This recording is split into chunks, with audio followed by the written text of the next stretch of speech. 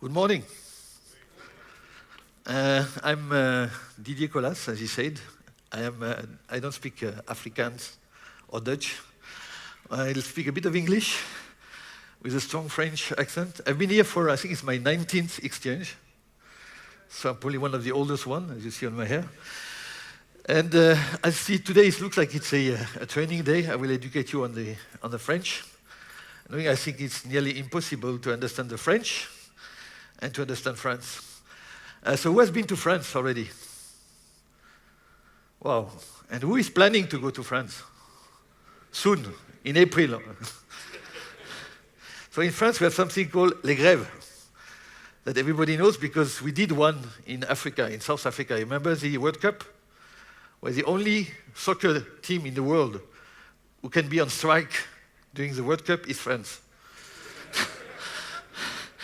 So the other one is la baguette, that everybody knows, of course. Les bistrots, to drink, like here. And les fromages. So, and if you want to get a little bit of French flavor, there's a nice channel on YouTube called What the Fuck France? It's a nice one. It's an English guy living in Paris. And he tries first to survive in Paris as an English guy, because he doesn't understand anything. And then he wants to share his experience with people. And there's one special one on Les Grèves. So if you go to YouTube, try to find this one. Not now, please. Now you listen to me. Okay. And by the way, speaking of South Africa, did you see that they stole the Drakensberg this night? The mountain is no more there. Strange, eh? Okay, so let's be a little bit serious. So I will speak of two things. First, the trends, which is what we see on the market.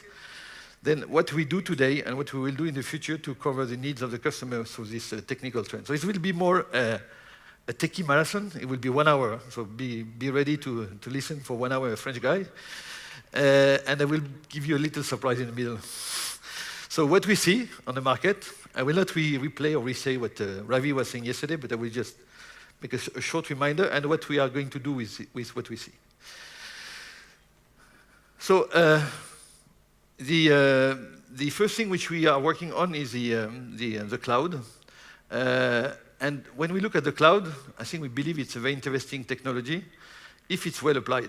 If it's not well applied, I think we will just fail trying to put everything we have on premise on the cloud. And we see we look at the cloud as the next operating system of the future. And to do this, I will do a little move back in the 80s on the Windows story. So I started in Wonderware in 96. And at this time, Wonderware was the first company to bring Windows on the shop floor, on the premise. And then we had different versions of Windows. And when we look after 25 years, probably 30, 35, wow, 40, close to 40, what it brought a lot of innovation in the plants. I remember when I started to work, people had digital computers, big machines, and there was no database, because databases were too expensive, too difficult to manage. And thanks to Microsoft Windows, we brought this technology to the shop floor, which is a great progress for all of us. And in the 2008, we started to see people speaking of cloud, especially Microsoft, but also Amazon. Then they were joined by Google, by IBM.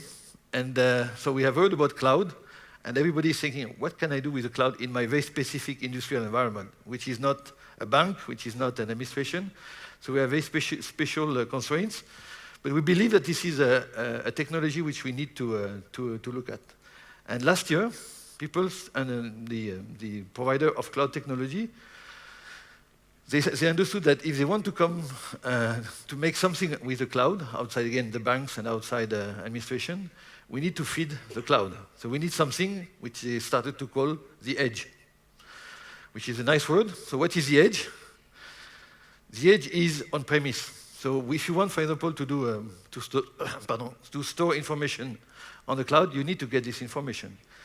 And the edge is where we work every day. The edge is the plant. The edge is the lines, the mines. So all this is the edge. So yes, we have IoT on the edge. So we have devices which are remote and independent from any site. But on the edge also we find things that we know very well, PLCs, RTUs, computers, tablets. So this is our daily life. So what we need to do now is to combine these two technology, what we are used to use and to know, with the cloud technology. And the way we want to do this in AVEVA is we call the hybrid solution, so the hybrid architecture. So the idea is we believe that not everything can be put on the cloud. I don't think we will see a full SCADA on the cloud soon, even if Microsoft is making demo of SCADA cloud. I think, and you know like me, because of the constraints of our market, like security, availability, latency, we cannot today put a SCADA on the cloud because we need full availability of the SCADA. And today the connection to the cloud sometimes disappears.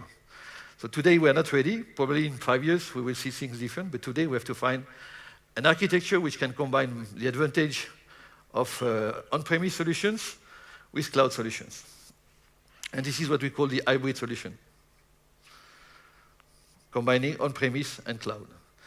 And the idea is that you customers, you choose where you run your application, either on-premise or on the cloud, depending on your needs, and how you pay the service you use. So we see that people now want to rent applications. They don't want to buy upfront the applications. And the cloud brings us the ability also to pay on use. So you can pay an application only when you use the application, and then you release the application when you don't need it. So we combine both the flexible architecture, combining the on-premise with the cloud, and we combine also the different ways of paying the service of the application. So if we look at the industrial software platform that you saw yesterday from Ravi, you remember the plus sign.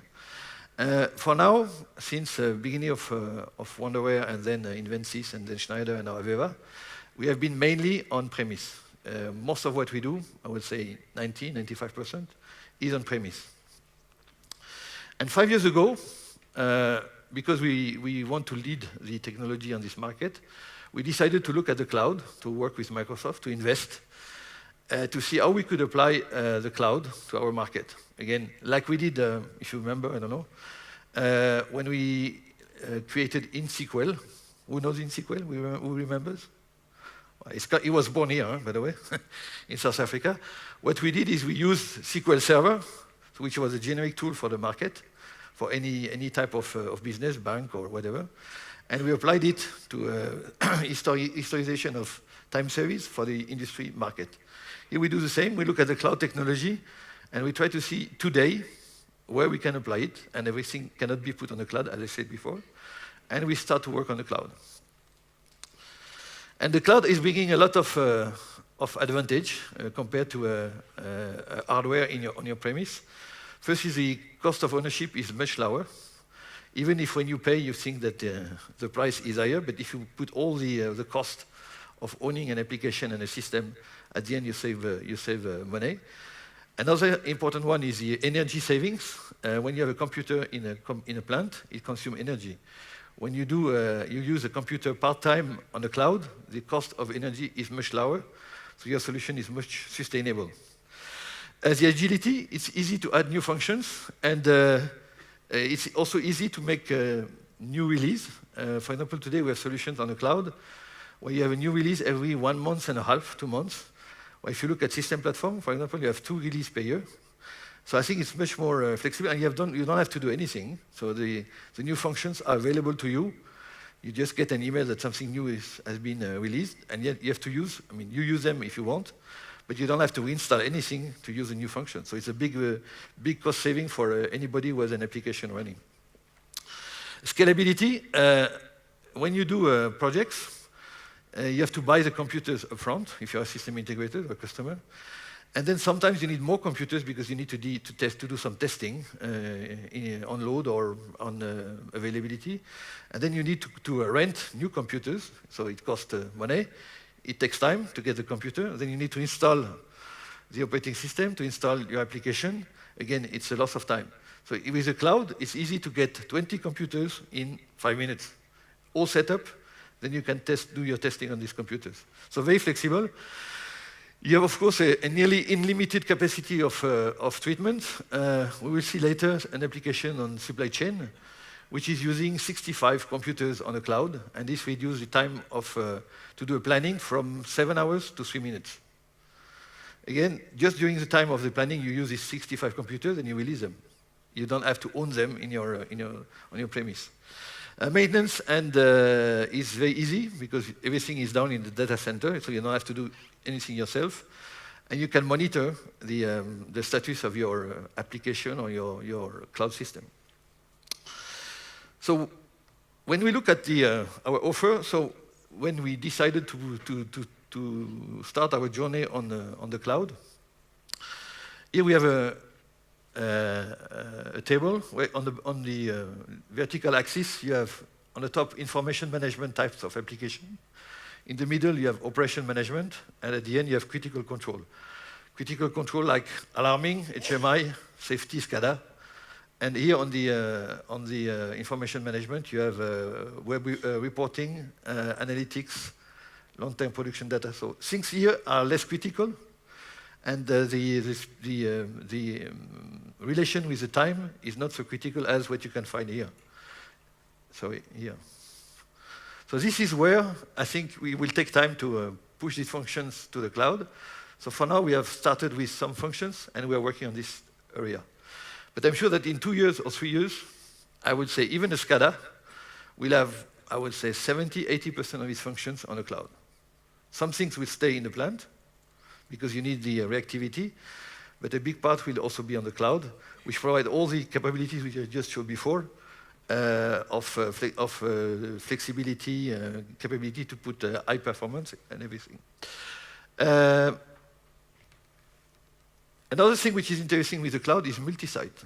So if you have different plants or different sites, putting all the information in the cloud gives you a visibility to all your assets from one place. And we start to see machine builders, so people who are providing machines, cranes, trucks, whatever, and they start to monitor the assets through the cloud, and they can compare all their assets worldwide and provide a service to their customers. So I think really the cloud is bringing a lot of value to our market. So now if we look at examples, first one I will take is in the process design. So we, as Invensys before, Schneider later, we have been providing process design applications from which you can create your process and size your process and simulate your process. And this was before running on a computer on-premise, which means you buy a computer, you install Windows, you install software, and then you run software. Even if you run it, if you use it for 2 months, after 2 months, the software is still there, probably not used as much as before, but you still have the software.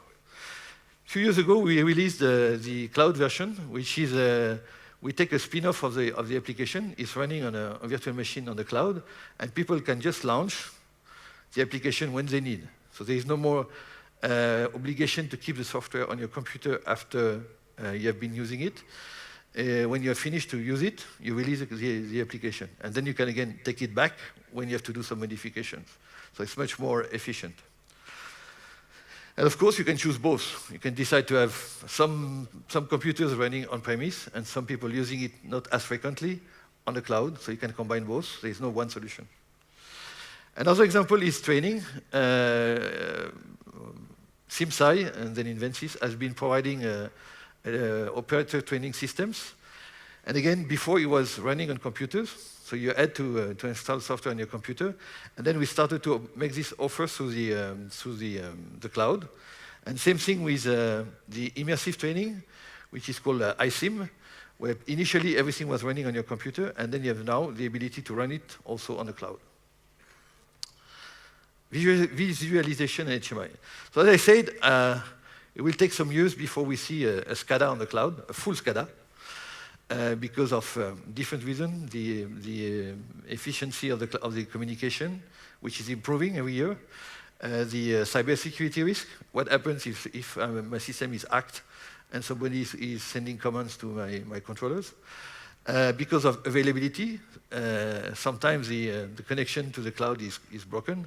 By the way, when we say cloud, it's a set of, for people who don't know, could be, it's a set of computers running on a data center.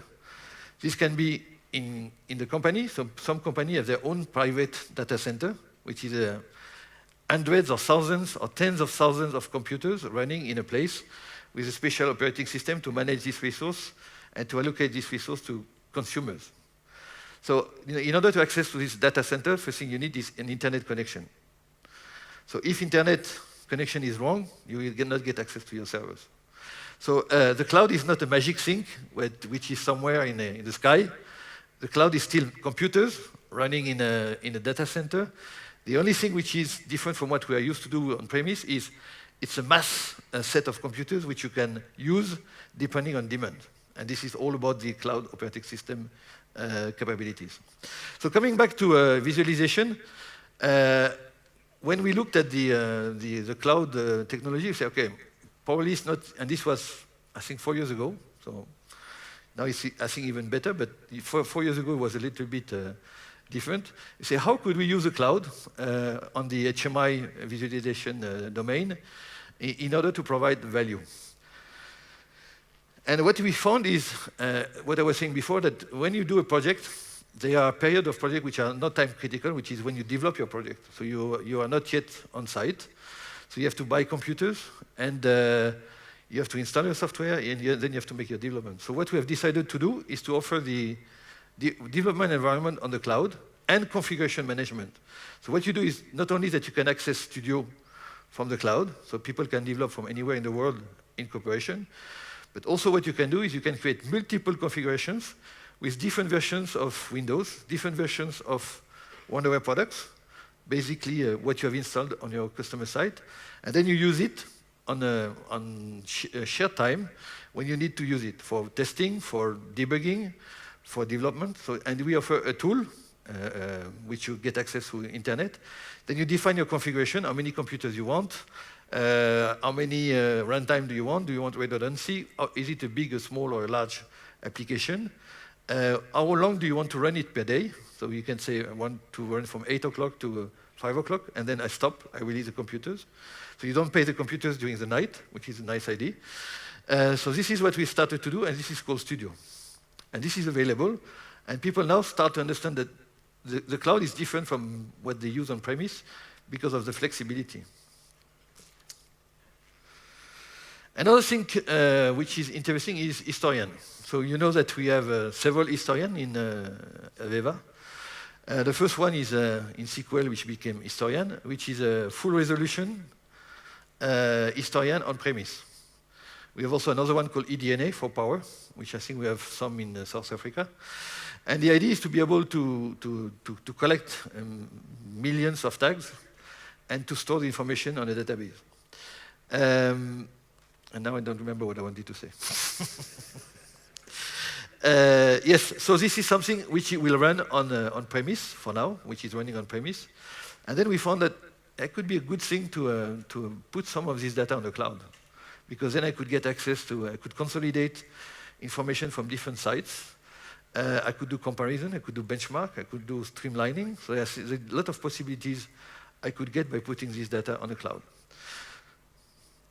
So we developed something called Wonderware Online.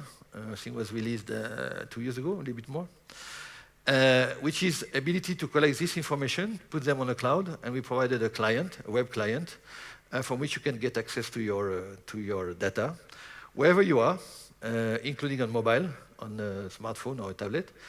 And I think it's, and we discovered that this is a door opener for new projects, which is completely different from what we have done before, and I will come to some of these projects later. So we have ability to have an historian on premise, being eDNA or historian, and we have the ability to have an historian on the cloud, and we can replicate part of the data from the local historian to the cloud. But what we have also developed is for people who don't want to have an infrastructure on site. It's a small plant, a couple of lines, and they don't want to have a server there. So we have developed something called a tool, which is by which you can run this tool, and then you can decide on your SCADA, which can be InTouch, SciTech, Clear SCADA, whatever you want, InTouch Machine Edition. You decide which tags you want to push to the cloud, and the system will create a connection, will create a space for you in the cloud, and then you will be able to push your data to the cloud in a safe way, meaning the cloud is not coming to your site, the site is pushing the data to the cloud. All this is very highly cyber secure. We don't speak, by the way, we don't speak too much about cyber security because first, we don't want to be a target by saying, oh, we are the best safe product or set of products in the world, because if you say this, everybody wants to hack you, so we don't really speak about what we do. I think we spend something like 20% of our R&D budget on cybersecurity. And this is something you don't see because it's just touching the internal of the products in order to make them more safe. And we never reveal outside what we do on the products to make it more safe. It's normal. Huh? It's like the military people. So this application helps you getting data from the floor, without having to get a server and pushing this data to the cloud, and then you can get access with a web browser to your data on the cloud.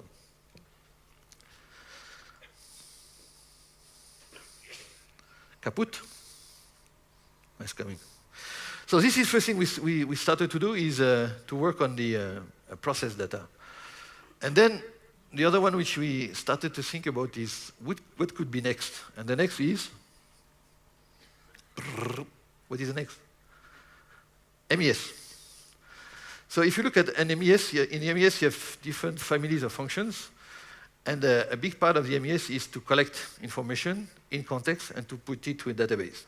Another one is to run execution and to make sure that the execution of production is done as expected by your model. But a big part is to collect data and to put it somewhere with the context so you can do reporting. And one of them is performance, industrial performance, which we call OE, or which we call downtime, or whatever.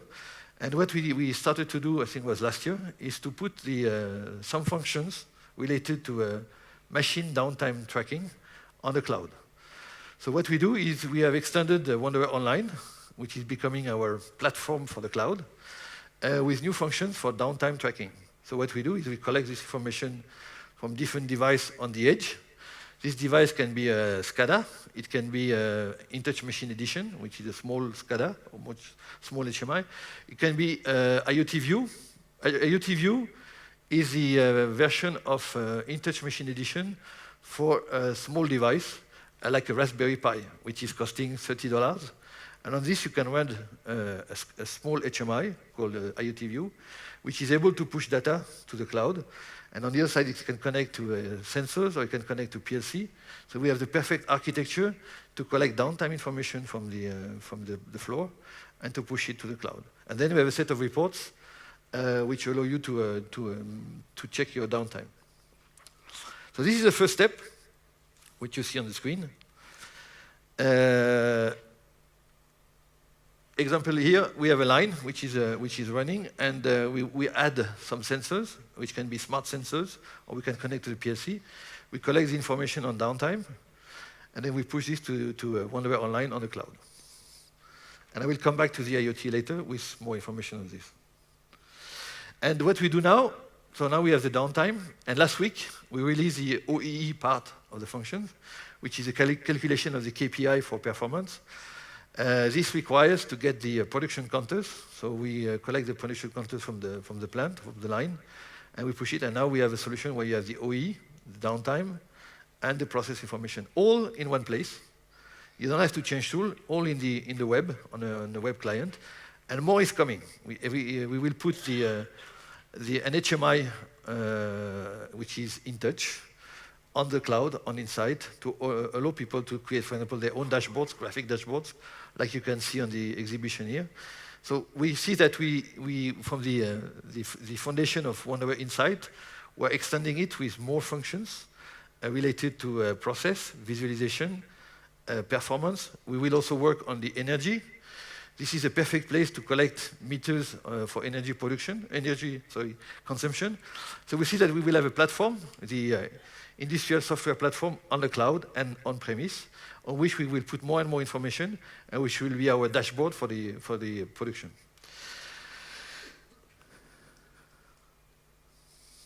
So here you see what you can do with Inside Performance, but we have a booth on the exhibition. So you want to see it and ask questions, well, it's better to go there.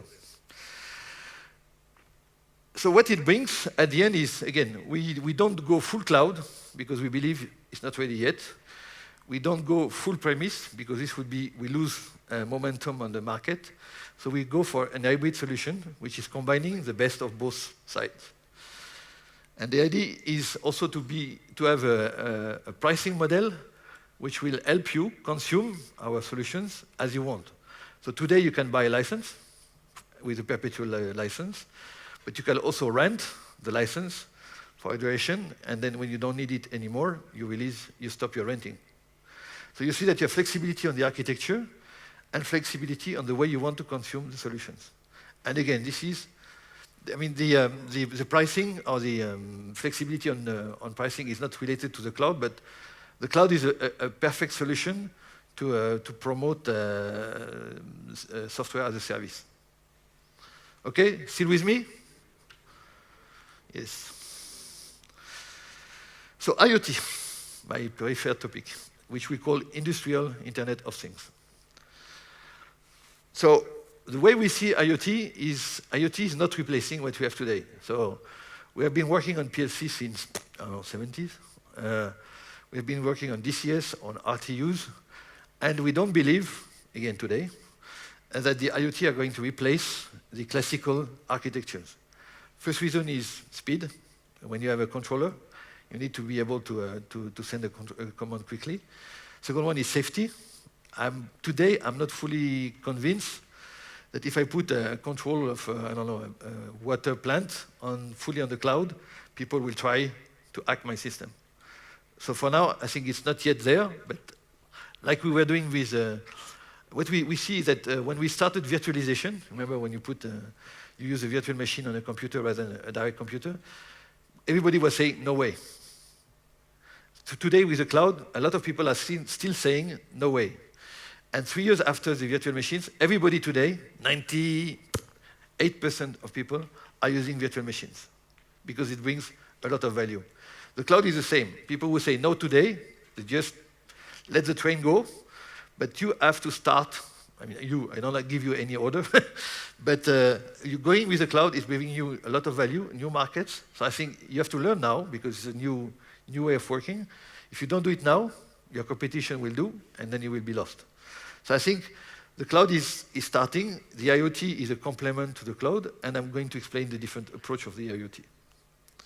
So again, we don't replace existing control system with IoT today. What we do is we complement it. So everybody, I think, knows the OneWare System Platform. And OneWare System Platform, one of the strengths is that it can communicate with nearly any controller, being a Siemens, Rockwell, Schneider, being a PLC, RTU, whatever. So we can communicate with any type of automation system. We can even write our own drivers. And what we have started to do 2 years ago is to extend this capability to be able to go to this new world of cloud and IoT. So now we have an OI server for web services.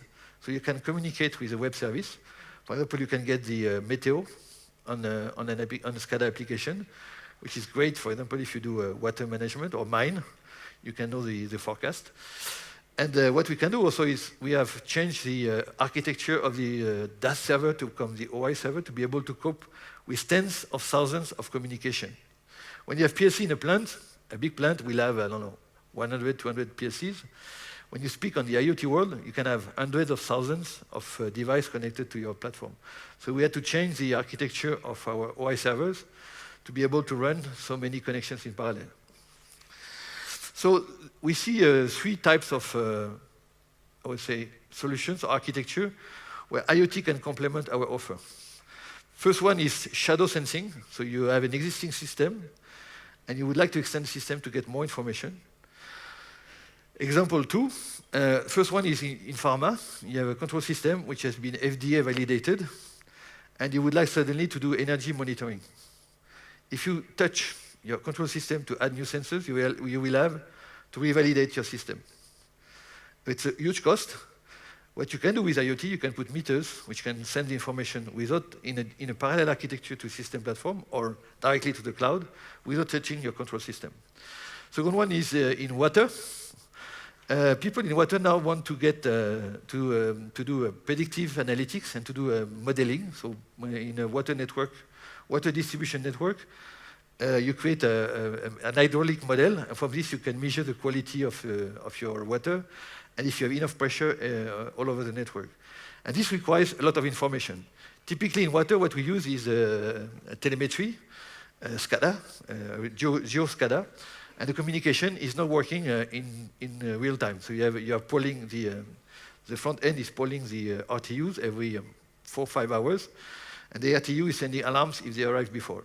With this, you cannot run a model with information every 5 hours. So what you can do is you can add sensors on the street, on the pipes to get the pressures, and then you can feed your model and measure the quality of your water and make decisions in real time.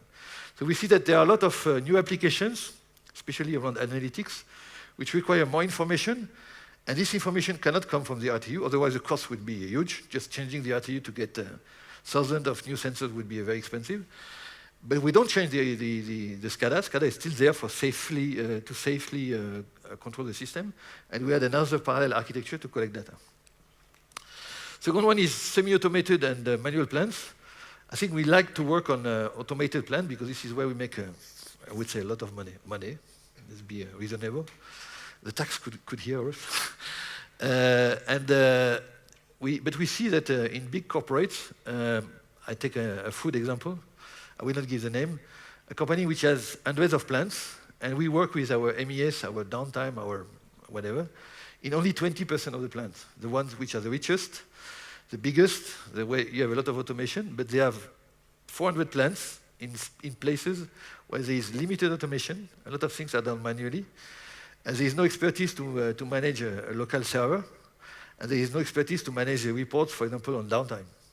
So we see that there is a big opportunity or big capability of extending what we offer to plants which are, I would say, below the ones which we are working on today. I think it's probably the same in mining, by adding new ways of getting data. And the last one is a completely new market, which is distributed systems, where there is absolutely zero automation. I will give agriculture. Who is doing an agriculture project today? Okay, so we have a nice opportunity. Water, smart cities, fleet monitoring. So we see that with this technology, we can really extend our capabilities. So the first one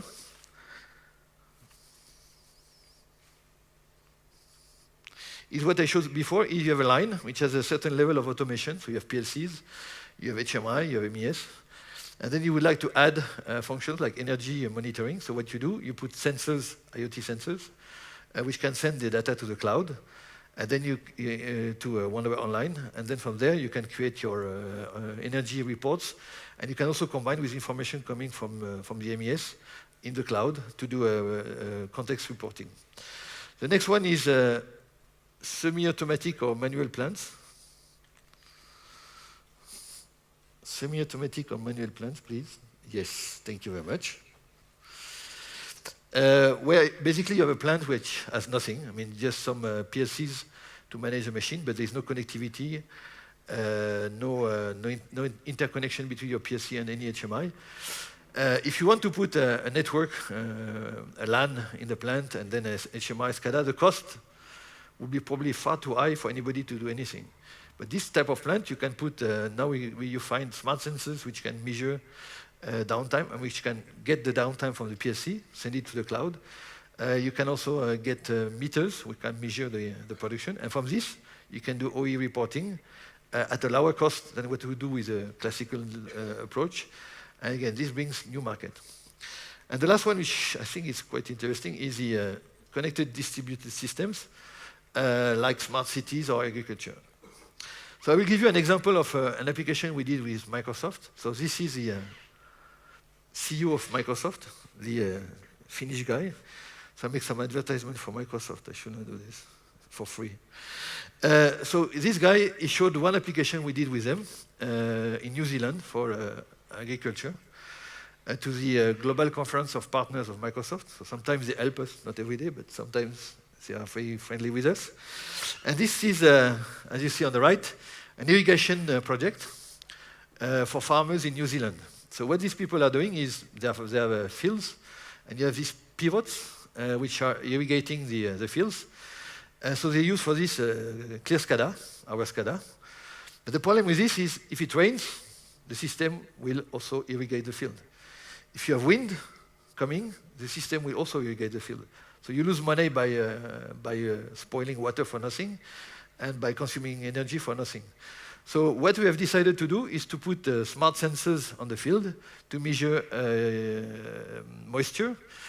We are also connected to a web service for meteo forecast.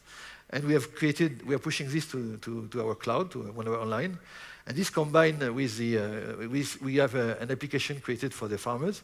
And from this, they can decide if they will keep the plan of irrigation or not based on the real conditions. So they really trigger irrigation when it makes sense and when it can really bring value because it will help growing the products. So again, SCADA is there. We are not replacing the SCADA by IoT. This would be a big mistake. And SCADA is a way to send safely the command to the pivots.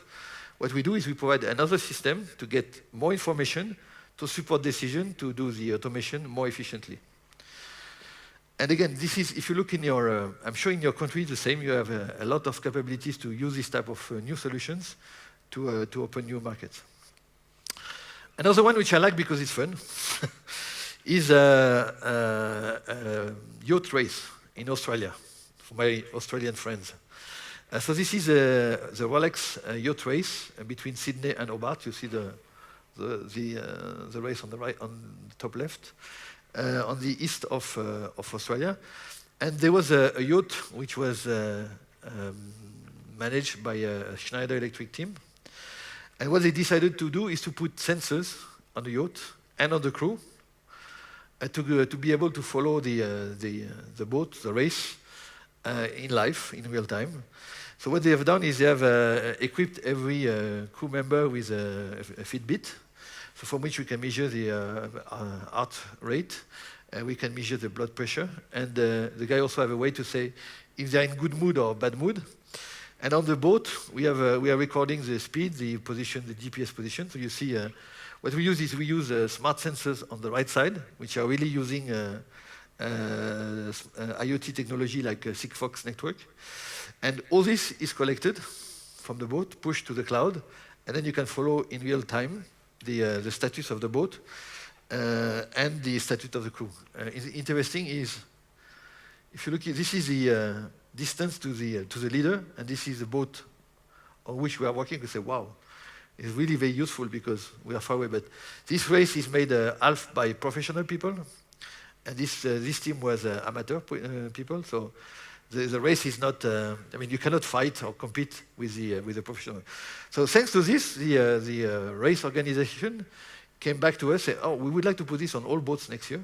Then we can follow the more information on the boat in real time on the web with you." So interesting job. Again, it's nothing to do with our classical type of projects, but I think it shows again a new opportunity. Stretching time. Can you put the lights on? It's long time, so we need to stretch a bit. Please. They are dead. Can you put the lights? Hey-oh. They are dead. They are sleeping. So please stand up, because they don't want to put the light.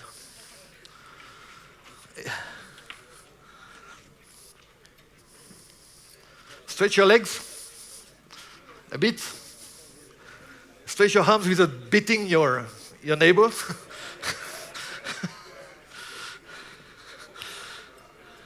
Okay, thank you. We feel better now, eh? Everybody's awake. It's a marathon.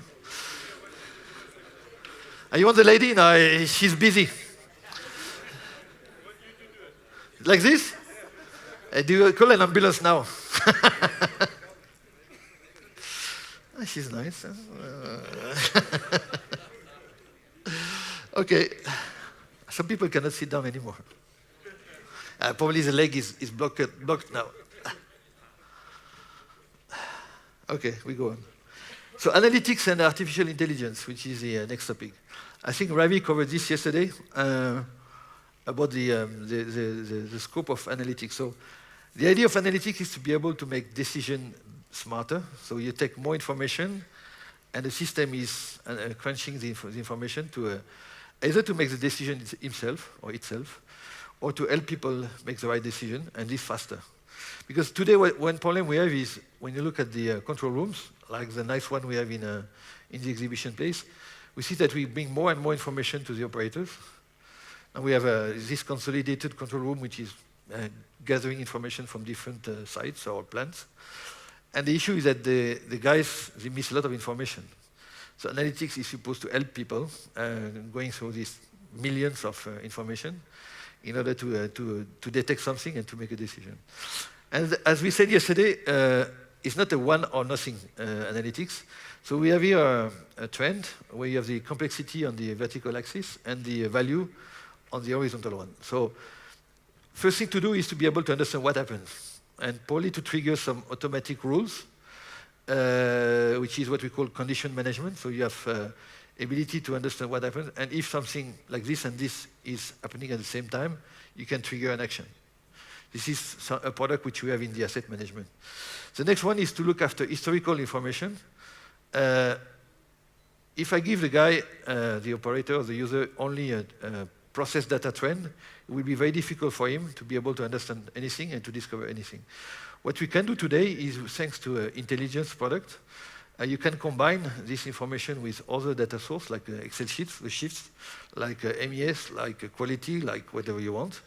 And then from this, we can create dashboards from which you can make multi-dimensional analysis of what happened. For example, you can, if you have different packing lines, you can compare the efficiency of the lines, depending on the product they make, on the team which was working, on the weather, on whatever you want. So you can do an analysis which is driven by a process engineer. It's not an automatic analytics, but it's analytics. The next step is predictive. So ability to get data from the process, and either using heuristic algorithm or a mathematical model of the process to trigger something. So the second level, which is a mathematical model of the process, we have been doing in SimSci for years. And from this, for example, you can do optimization, process optimization, taking this information and making the decision to do something. And the other one on the heuristic is the predictive maintenance tool, from which we can learn what is the normal state of a machine, and if the system detects that the state, which is the actual one, is different from what you learned, it will trigger an alarm before the breakdown happens. And depending on what you have created on the model, it can even propose some diagnosis based on the actual measure is recording. You can say, I believe that the power is a problem with a probability of 80%. So the system can propose some solution. And the last one is a prescriptive one, where you can really take control of the plant and do things because you have much more ability to analyze the situation than a human being. Typically what we do in our supply chain management system. And what we are going to do, so we have been doing this, we will continue. For example, for the predictive, we are working on operations now. We are working for now on maintenance, and now we want to extend this to operations. And we will put this in one single solution, which will be able to work on any type of, with any type of, would say, of approach, being maintenance, being operations, being quality, so to be able to do this. Examples, so this is something, as I said, it's not new, so we have been doing this for I would say not years, but we've been doing this before. So for example, you can do what if, you have a model. With a model, when you have a situation, you want to take a decision, you will say, what if I do this, and the system can do this. It can help you measure the impact of your decision. Second one is the predictive maintenance, where we have recorded savings of tens of millions of dollars by avoiding big breakdowns of big machines, which are critical for the process. And the last one is the prescriptive for oil and gas or mining, where we can, but I will come back to this, where we can take decisions on the planning and scheduling to optimize the performance of the assets. Yes. Next one is augmented reality and virtual reality. if you remember yesterday when we were speaking about the challenge, one of them was the new workforce, where we have now first young people working in the plants, and young people with less process education. I don't say they are less education, they have less process education because today's operators have 30, 40 years of experience, and they know exactly what to do when you have a problem. When you get people coming from school, which have probably an IT background, and you train them for 1 year, they are not experts on the process. So you need to help them by providing more procedures in your system. And the second thing with these people, and I said this for years, is these people are born with gaming technology. They play games all day long when they don't work. Since they are able to touch a keyboard or a joystick. So when they learn, for example, learning in a gaming environment for them is natural. When you put a 60-year-old guy with augmented reality or virtual reality glass, they are lost. If you put this to a 25-year-old guy, he will say, wow, it's great. I have the feeling I'm playing a game. So what we try to do is to combine this technology to serve this type of users. So virtual reality, I think we had this one year here with the immersive training, where what we have is we have a model, a numerical model of the plant. And what we do is we educate the operators, the field operators, to do actions on the plant. So they know, for example, they have to close valve 101. They know where is this valve, what to do, what to be aware of. We have today 15 systems using this. One of them is KOC in Kuwait. And I think it's interesting because it's like a flight simulator. You can create breakdowns. So you put the guy, you ask him to go and close the valve, whatever, and you make a fire, or you make snow, or you make dark, or you put a dragon. No, there's no dragon. So you can really put different things in life. So the guy, when this happens, he has been through this already, exactly like the pilots with the flight simulator, where breaking down or flying a plane and stopping the two engines when you have only two, life is a little bit dangerous. So you do this in simulation. It's the same here. Putting a fire on the plant to train the people is a bit risky, but you can do this in simulation. And one interesting thing is this is requiring a 3D model of the plant. And if you remember here yesterday what Ravi was saying, we bought and merged AVEVA. And the big thing of AVEVA is you can create a 3D model of any plant using a CAD or using laser scanning. So now we have completely in our company the ability to create the model and then to use the model to do, for example, training. I will come back to this. Another way of using augmented or virtual reality is augmented operations.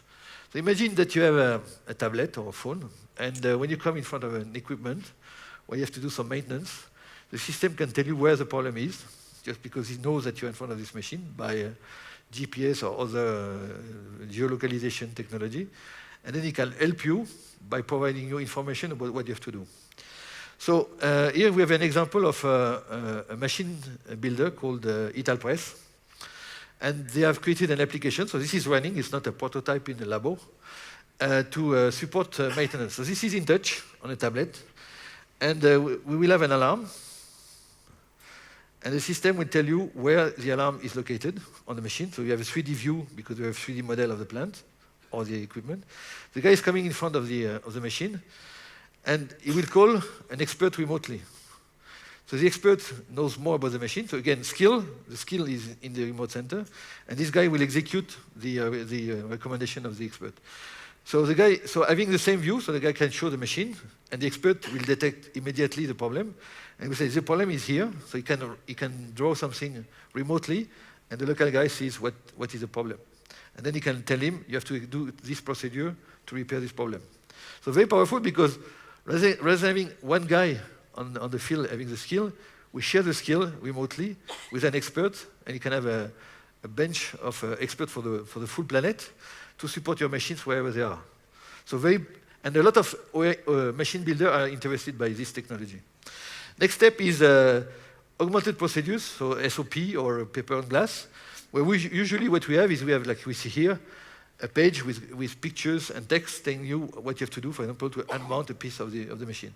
What if we use augmented reality to do this procedure? So rather than having this, I will point to the equipment, and the system will tell me what I have to unmount. So you see this green piece. And then it will tell me which bolts to unbolt or to unscrew. And I'm fully assisted by the system to do the maintenance activities. So the skill of the maintenance people on site have to be lower because the system is, as a skill, embedded. It's not that we want to push people out, but today it's life that people are not trained enough to do everything. So we need to help them. So again, new opportunities.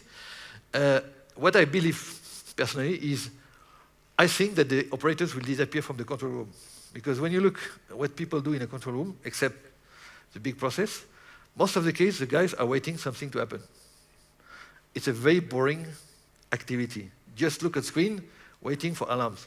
If you can do this with data analytics, you can create a maintenance request to the field team, and the guy will go on the machine with his tablet and be able to do the activities. So there's no need to have a guy in the control room just to look at the alarms or whatever. Next technology is digital twinning. You have heard about this, no? Digital twins. It's part of the Industry 4.0 framework. So we'll look at the digital twinning on two different directions. One is the asset. Remember yesterday the plus? The horizontal axis was the assets with a life cycle from around 50 to 60 years. And then there was the operation life cycle, which was the daily activities to manage your plant. So if you look at the life cycle, the first thing to do is to design the plant, first to size before designing, design to create the plant, process or operate the plant, but also to maintain the plant. So if you can create a digital twin of your assets, which will live all over the life of your assets, this digital twin, getting all the information about the equipment, the maintenance you have made, the provider, anything you have done on this asset will be memorized in your database. So in parallel of the real one, you have a digital version of your assets, which tell you everything about what can be done or what has been done on these assets. And this is what we call a digital twin of an asset. If we look at how we can do this, so first step is to design the process. So we have a SIM Central, we can help doing this. So you will create a model of your assets for the control, and you will size your assets. Next step, and then you can do some simulation to do the design.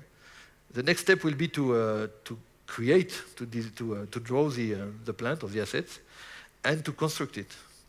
I will finish this.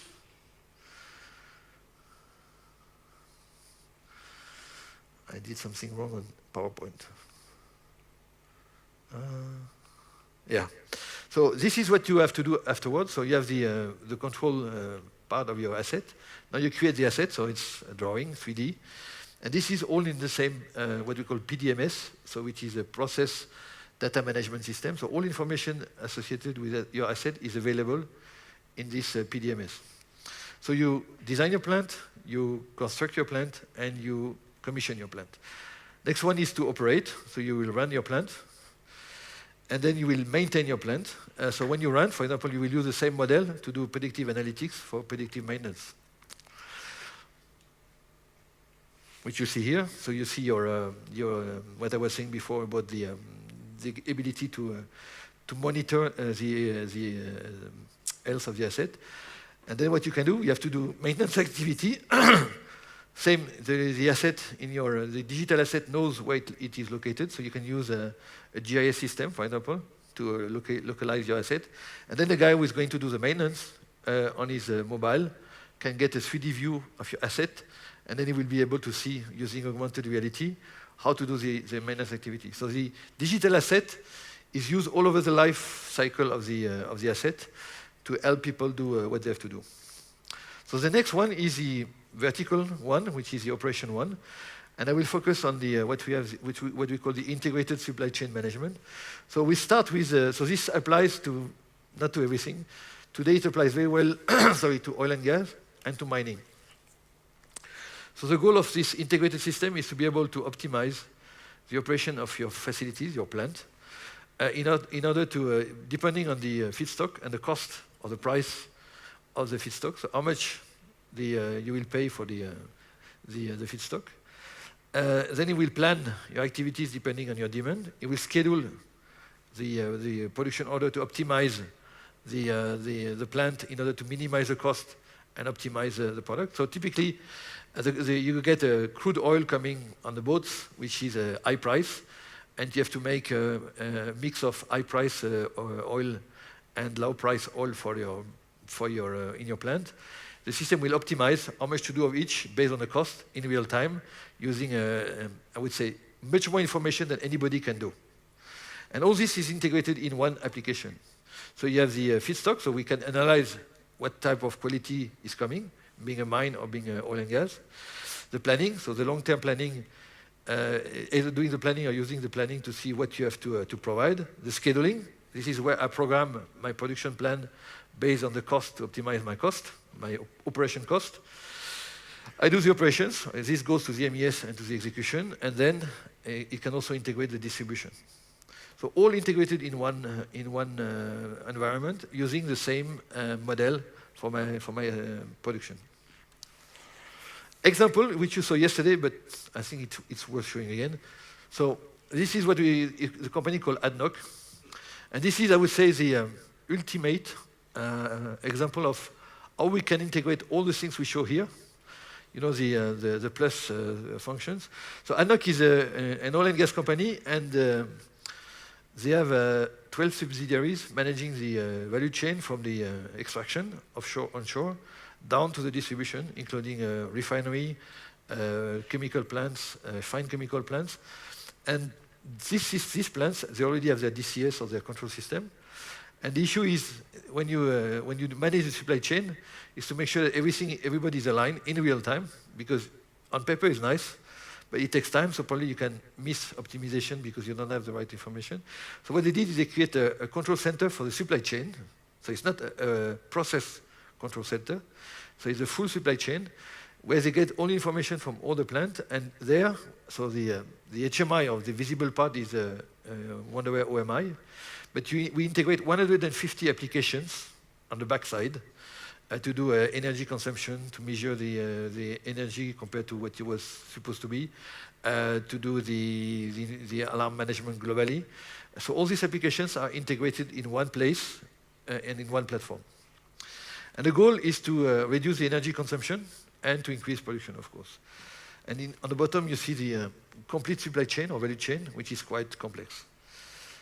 For information, the screen is bigger than this one. It's 50 meters by 3. I think in a black mine or black rock mining is 20 meters. I think it's not a size competition.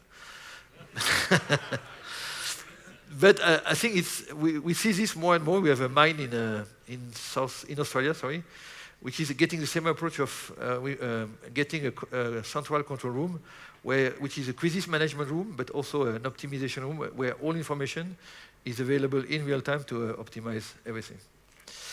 So where we go now? So first, as I said, we are working on engineering, planning and operations, asset performance, and control and information, the 4 aspects. And we will continue to develop all of these solutions. And the first thing we want to do, or we are continuing to do, is to break the walls between these applications. So we want to be able to have in the same screen information related to engineering, as well as information related to maintenance, so we can correlate the information to be able to make better decisions. Exactly what ADNOC is doing with this big screen, where all information related to all type of work, quality, operation, maintenance, is coming on the same place. We stay agnostic of any hardware. We like to say it, but it's true. So we can work with anybody. And we offer this through this hybrid architecture, which is a combination of applications, of part of applications on the premise, and part of the application on the cloud. And the way we are going to work, because we also, as AVEVA, we also have a digital transformation program, we will provide a unique digital marketplace, which will also include our partners. So people can sell their services. We have partners who are making applications complementary to our offer. And we will offer this ability to guide a customer through this website in order to find the right solution, which can include our products or solutions, partners solutions, partner services. So for example, system integrators will be also able to describe what they can offer on this, in order to guide the customer to a digital experience from which they can come to us with a better knowledge of what they want to do and what we can offer. So this is already developed. It's just a question of a couple of months to be launched. So now if you look at the, sorry, no water, so I have to survive like this. If we look at the user experience, so again, everything will go through the web. Thank you very much. You saved me. I see you now. It's nice to drink it for 500 people. Huh? You even get the noise. Sorry.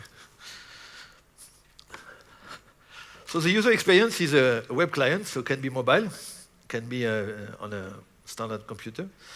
And what we want to do is first, on the infrastructure, as I said with the IoT, it's not one or the other one. So IoT is a complement to classical automation, SCADA or automation.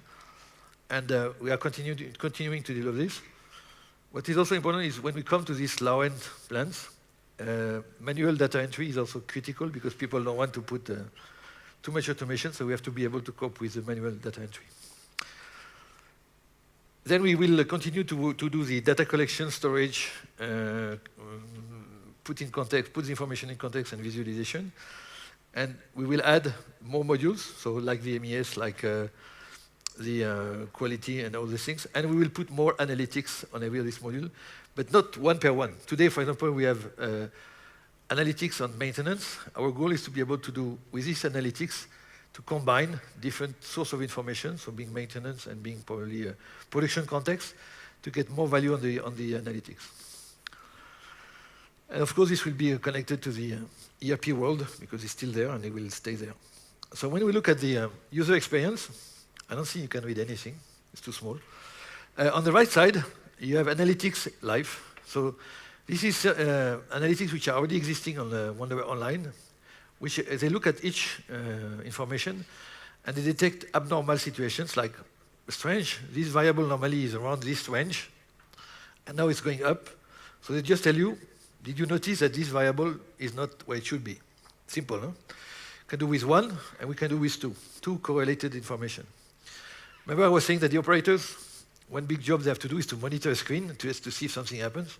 This can release a lot of load out of the operator. And on the left side, you have advice. So the system is measuring and analyzing information. And the first one is about process. The system is telling you that the filler on line 17 is running at a lower pressure than usual. And when we have this, we have 87% of time, we have jam. So the system is recognizing a situation which is not good, and it's telling you, I need to notice that this situation now is the same. Do whatever you want. It doesn't do anything. And then you see you have, I don't know if you see, you have 3 buttons from which you can, for example, trigger maintenance, or you can trigger an action, which can be make an analysis, send maintenance people, or whatever. So you can really make a reaction. And this is what you could put on a tablet for a maintenance team to go on site, to go on the process. Sorry. The next one is about production. So the system is measuring the speed of the line, and it tells you that at this speed, we get more downtime on one of the machines. So it's asking you, suggesting you that we should reduce the speed, because if we continue like this, downtime will be higher. And the last one is about the crew. It's comparing crews, and says the crew 1 has much more quality problems than crew 2, so do you want to trigger maintenance? So you have training, sorry. So you have a button to trigger training. And then what we show on the screen can be HMI, our classical HMI. And you see what you don't see on the right side, you have different lengths.